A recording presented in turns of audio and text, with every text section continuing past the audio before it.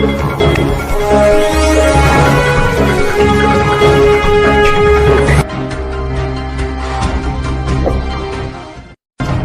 Friend, मैं हूं विनोद कुमार शर्मा। आप देख रहे हैं हमारा YouTube channel master media news. हमारी वीडियो पसंद आए तो लाइक कीजिए, सब्सक्राइब कीजिए और चैनल को सपोर्ट कीजिए। आपका ज्यादा समय न लेते हुए वीडियो करते हैं शुरू। सभी पत्रकार बंधुओं को नमस्कार। आज की ये प्रेस वार्ता एक बहुत ही महत्वपूर्ण बिंदु पे की जा रही है। आप सभी लोगों को ज्ञात होगा कि कलकत्ता हाईकोर्ट ने जो पश्चिम बंगाल में चुनाव के परिणाम आने के बाद हिंसा हुई थी, उस पे एक अहम फैसला दिया है। ये जो फैसला है, ये 5 न्यायाधीशों की खंडपीठ ने दिया है। ये इसलिए और महत्वपूर्ण हो जाता है। और इसमें एक विशेष बात और भी है कि 5 जजेस ने कलकत्ता हाईकोर्ट के एक मत से कहा है कि जो निर्दोष नागरिक पश्चिम बंगाल के जिन्होंने उत्पीड़न सहा, जिनके परिवारजनों को मार दिया गया, वो महिला जिन्होंने अपनी अस्मिता खोई है, उनको इंसाफ मिलना चाहिए। और ये इंसाफ एक निष्पक्ष जांच के बाद ही संभव है। और इसीलिए 5 न्यायाधीशों ने ये फैसला किया है, जितने भी प्रकरण हुए हैं हत्या को लेके, महिलाओं के खिलाफ जो हिंसा हुई है, दुराचार के मामले हैं, उसमें सीबीआई जांच आवश्यक हो जाती है। जो अहम बिंदु हैं वो मैं आपके समक्ष अभी रखूंगा, लेकिन ये फैसला इतना अहम है कि कुछ अहम बातें मैं आपके समक्ष दोहरा रहा हूं। ये 5 न्यायाधीशों की खंडपीठ थी। 5 ने एक मत से कहा है कि सीबीआई जांच की आवश्यकता है। और तीसरा अहम बिंदु यह है कि ये जो जांच है, हत्या के मामले जो हुए हैं पश्चिम बंगाल में, जो दुराचार के मामले हैं और जो आपराधिक कृत्य हैं महिलाओं के खिलाफ, ये सीबीआई जांच कोर्ट मॉनिटर्ड भी होगी, court monitored probe.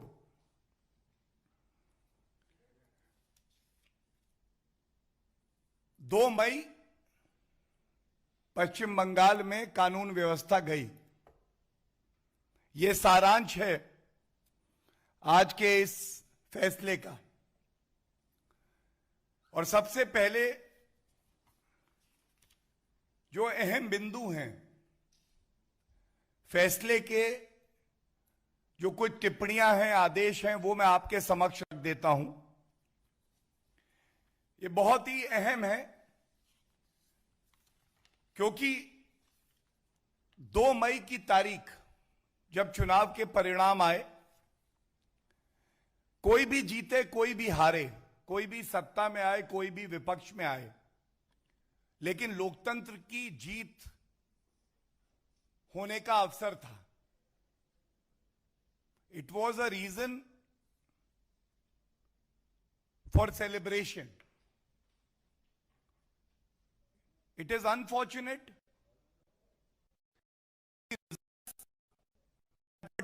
On the second में हत्या करेंगे, दुराचार करेंगे, और वो हमारा भाई बहन, उनका परिजन, कानून में आस्था रखने वाला नागरिक जब पुलिस स्टेशन जाता है और वो चाहता है उसकी कंप्लेंट लिखी जाए, और जो सर्वोच्च न्यायालय कहता है कि अगर संज्ञेय अपराध है तो पुलिस के पास सिर्फ एक ही रास्ता है, एफआईआर दर्ज करने का। हत्या दुराचार संगीन अपराध है। उनकी एफआईआर भी नहीं लिखी जाती है और साथ में उनको धमकाया जाता है। ये जजमेंट आज कहता है, ये आज हाई कोर्ट कहता है। Number of cases of murder are sought to be claimed as natural death without recording FIRs and the investigations of cases as per procedure established by law. हत्या हो गई। हत्या का ये जो कृत्य है इसे आप नहीं रोक पाई। आप मुख्यमंत्री थी ममता बनर्जी जी, लेकिन जो इंसाफ दिलाने की आपकी जिम्मेदारी थी आप उसमें भी विफल रही। और ऐसा इसलिए है कि पश्चिम बंगाल वो प्रदेश बन गया है जहां वर्दी का इस्तेमाल किया जाता है अपनी राजनीतिक महत्वाकांक्षाओं की पूर्ति के लिए। वर्दी जनता की सबसे बड़ी रक्षक होती है।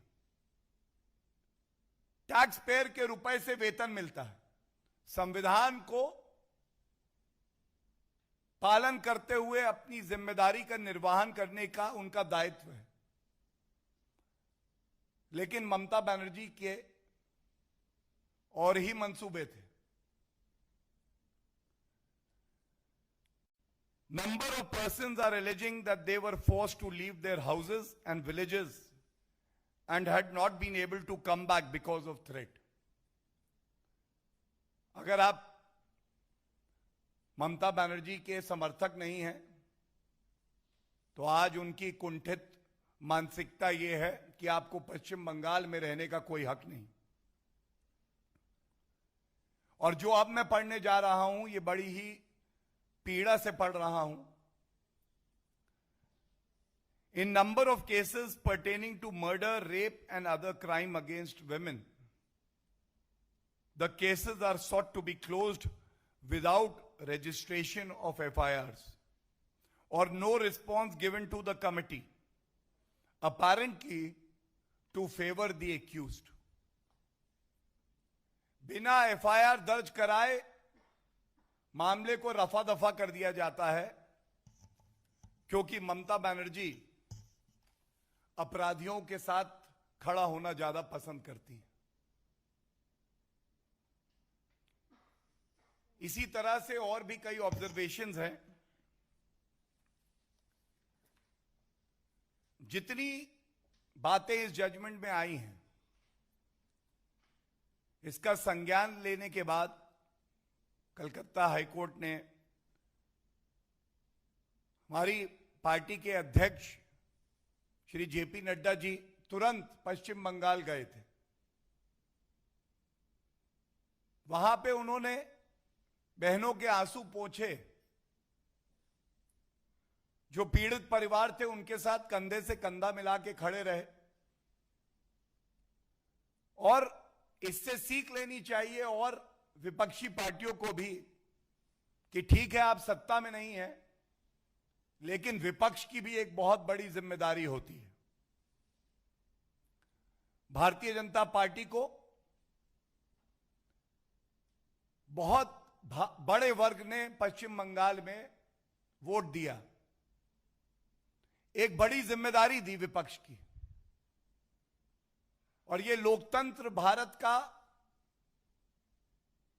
दर्शाता है कि एक विपक्ष क्या कर सकता है सकारात्मक रूप में। कोर्ट से लेकर सड़कों तक भारतीय जनता पार्टी ने आम जनता की लड़ाई लड़ी। इस मुद्दे को पुरजोर तरीके से उठाया और पुनः आपके माध्यम से जो भाई बहन हमारे पश्चिम बंगाल में हैं उनको ये एक संदेश जरूर देना चाहेंगे। उनको इंसाफ मिले ये हमारी प्राथमिकता है। हमारा कर्तव्य है कि हम आपके साथ खड़े रहें और जब तक आपको इंसाफ नहीं मिलता भारतीय जनता पार्टी हर उस परिवार के साथ हर उस पीड़िता के साथ खड़ी है जिसके साथ टीएमसी के गुंडों ने ममता बनर्जी ने अन्याय किया है। अंत इतना ही कह के करूंगा,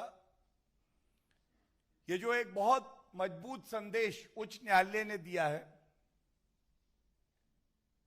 इसे मील का पत्थर बनना चाहिए। अराजकता की जगह भारत में, पश्चिम बंगाल में या किसी भी प्रदेश में नहीं है, और एक मुख्यमंत्री को अपनी शपथ को याद रखते हुए यह ध्यान रखना चाहिए कि एक नागरिक का यह संवैधानिक अधिकार है, कानूनी अधिकार है कि वो किसी भी पार्टी, किसी भी विचारधारा के लिए वोट कर सकता है। और जब चुनाव जीत के आप मुख्यमंत्री बनते हैं, उसके बाद हर नागरिक की सुरक्षा की जिम्मेदारी वो मुख्यमंत्री की होती है, चाहे उसने आपके लिए वोट किया है या नहीं किया है। आत्मचिंतन का यह समय है और इस आशा से कि उच्च न्यायालय की टिप्पणियों का संज्ञान लेते हुए ममता बनर्जी जी आत्मचिंतन जरूर करेंगी।